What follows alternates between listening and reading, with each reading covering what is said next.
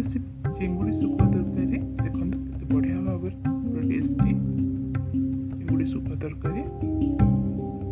Recipe जदि पसंद आसो वीडियो को गोटे लाइक करेंगे मो चैनल जो मैंने नुआ अच्छा मो चैनल को सब्सक्राइब करने जमारू भूलें।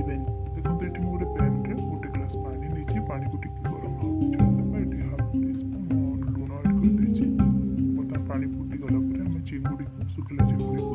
ऐड कर देछि चिंगुड़ी क्वांटिटी आप निज आवश्यक मुताबिक नेबे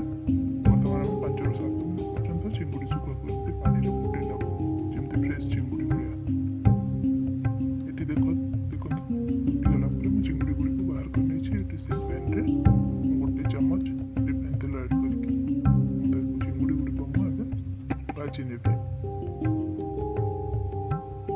भाजवा द्वारा चिंगुड़ी रो जो आइंस वासना कंचा वासना सब पड़ेगा हल्का हम ताको भाजी नेबा जेमती चिंगुड़ी पे जो पानी टा बसिछि ना से पानी टा जेमती ड्राई हेबा पर्यंत हम ताको भाजी नेबा देखो तेटी मोर चिंगुड़ी भाजी हे गलानी बर्तमान एको हमें प्लेट रे काढी नेबा ए पैन रे 2 चम्मच सोरिष तेल ऐड करछि बर्तमान तेल गरम हे गला परे मोटी दे देछि 1 टीस्पून जीरा जीरा को फुटिया पे छाडी देबा फुटी गला पर एठी मु 4 ରୁ 5 टी कंचा लंका को एमती ऐड करके लिए टी रागो हेले भल लागे बर्तमान एठी 3 ରୁ 4 टी टमाटो को दीप पाचिल टमाटो को कर देछि टमाटो देला पर स्वाद अनुसार लूण दे देबा हळदी किछटा लंका गुंड बर्तमान ए सब टमाटो पूरा बिलिबा पर्यंत हम ताको कुक करबा एठी हम टमाटो खावा पर्यंत सेठी हम मसला पेस्ट रेडी करबा एठी हम 2 चम्मच सोरिष 1 चम्मच जीरा 7 ରୁ 8 फळ रसुण 4 टी सुखिला लंका को एमती पेस्ट कर नेछि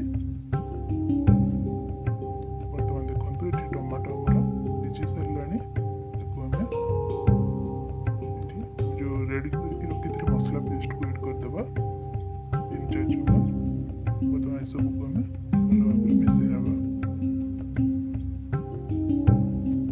जेहेतु हमें सोरिष मसला यूज करछि सेति पे मु टमाटो को फर्स्ट ऐड करछि या द्वारा हमरो तरकारी बिल्कुल पिता होबनी टमाटो को फर्स्ट ऐड करबे तापर सोरिष मसला देबे जे कोनोसी तरकारी रे ताले बेसरटा हमरो